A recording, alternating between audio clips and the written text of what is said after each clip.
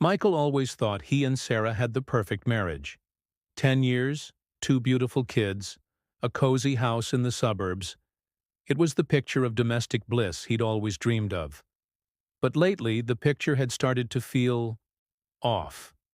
Like a photograph that was slowly fading, the vibrant colors of their life together turning into muted, unsettling shades of gray. It began subtly, almost imperceptibly. Sarah started working late more often.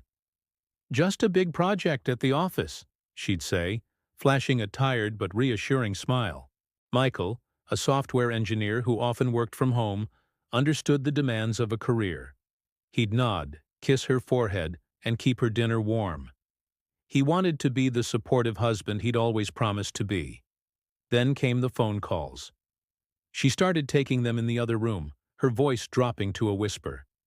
When he'd walk in, she'd end the call abruptly. "Just my mom," or "a colleague with a silly question," she'd explain, her eyes not quite meeting his. Michael would swallow the lump of doubt forming in his throat. Paranoia, he told himself. He was just being paranoid. After a decade together, a little privacy was normal, right? The distance between them grew, not in miles, but in the inches that separated them on the couch, in the silence that filled the space where laughter used to be. The intimate moments, once a cornerstone of their connection, became rare and mechanical. She seemed distracted, her mind 1,000 miles away. When he tried to talk about it, she'd get defensive. "I'm just stressed, Michael. Can't you understand that? You're imagining things." He tried. He really did. He suggested a weekend getaway, a date night, anything to reconnect. But she always had a reason to say no. A deadline, a friend in need, a headache. Each excuse was a small paper cut on his heart. He started to feel like a ghost in his own home, watching his life play out from behind a pane of glass. The signs were piling up, each one a brick in a wall being built between them. A newfound obsession with her appearance, gym sessions at odd hours, the password on her phone that she'd never had before. He saw them, he registered them, but his mind refused to connect the dots. Because connecting them meant admitting his world was crumbling. It was easier to ignore the cracks, to pretend the foundation was still strong. He loved Sarah, and the thought of her betraying that love was too painful to contemplate. So, he chose denial. It was a fragile shield, but it was all he had. One Thursday evening, Sarah was supposedly at a team-building dinner. Michael was putting the kids to bed when his daughter, Lily, asked, "Daddy, why does Mommy smell like Uncle Mark's car?"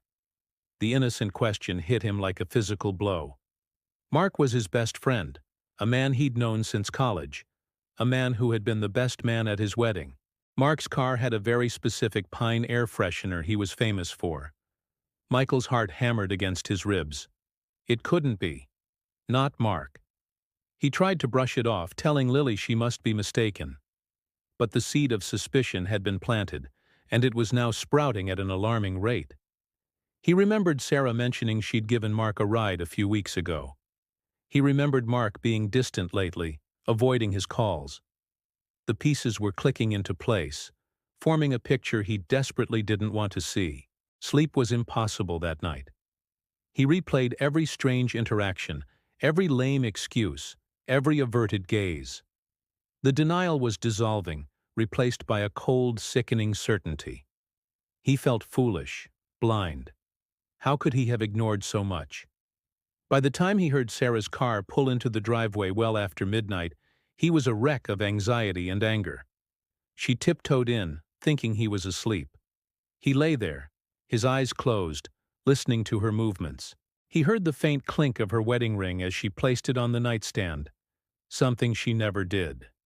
He smelled the faint, telltale scent of pine mixed with a men's cologne that definitely wasn't his. It was Mark's. The truth was no longer a suspicion. It was a suffocating presence in the room. Still, he said nothing. What could he say? The words were trapped behind a wall of disbelief and pain. The next 2 days were torture. Michael was a walking automaton going through the motions of being a husband and father. He was polite, but distant. Sarah seemed to notice his coldness but didn't press the issue. Maybe she was relieved. The tension in the house was so thick you could cut it with a knife. He knew he had to confront her, but he didn't know how. He felt trapped in a nightmare of his own making. The truth, as it turned out, didn't wait for him to find the courage. It came knocking, literally. It was Saturday afternoon. The kids were at a birthday party and Michael was staring blankly at the TV, the sound muted. The doorbell rang. He opened it to find Mark's wife, Jessica, standing on his porch. Her eyes were red-rimmed, and she was clutching her phone so tightly her knuckles were white. "Michael," she said, her voice trembling, "we need to talk." He knew. In that instant, he knew exactly why she was there. He stepped aside and let her in, his body feeling heavy, his movements slow. They sat in the living room, the same room where he and Sarah had hosted countless dinner parties, celebrating anniversaries and birthdays with Mark and Jessica. Jessica didn't waste time. She'd had her own suspicions. Mark had been acting strangely for months, echoing Sarah's behavior. The late nights, the secret phone calls. That morning she had found receipts, hotel rooms booked on weekdays, a gift for a woman that wasn't for her. And then she found the texts on their shared tablet, the one Mark had forgotten to log out of. Texts between him and Sarah. Hundreds of them. Explicit, loving, and filled with plans for a future that didn't include Michael or Jessica. She handed her phone to Michael. "You deserve to see," she whispered, tears streaming down her face. He took the phone, his hands shaking.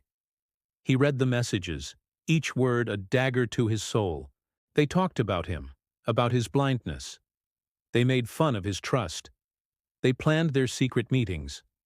They talked about love, a love that was a complete betrayal of everything Michael held sacred. The life he thought he had was a lie. The woman he loved was a stranger. The man he called his best friend was a traitor. When Sarah walked through the door an hour later, humming a cheerful tune, she found Michael and Jessica sitting in silence in the living room. The phone with the incriminating messages was on the coffee table between them. The color drained from Sarah's face. The humming stopped. The charade was over. There was no explanation she could offer, no lie she could spin. The truth hadn't just knocked, it had kicked the door down, leaving the wreckage of their lives scattered across the living room floor. He looked at Sarah, the woman he had loved for more than a decade, and he didn't recognize her. The signs he had tried so hard to ignore had led him to this single, devastating moment. The quiet pain of suspicion was gone, replaced by the loud, screaming agony of betrayal. His perfect picture was shattered, and he knew with a certainty that chilled him to the bone that it could never be put back together again. The road ahead was dark and uncertain, but one thing was clear. He could no longer live in denial. The truth was out, and now he had to learn how to live with it. Thank you so much for joining me on this emotional journey today. Stories like this are difficult, but they remind us of the importance of trust and communication. If you connected with this story or have been through something similar, please share your thoughts in the comments below. Don't forget to like this video and subscribe to the channel for more compelling stories. We appreciate your support more than you know. Until next time, take care.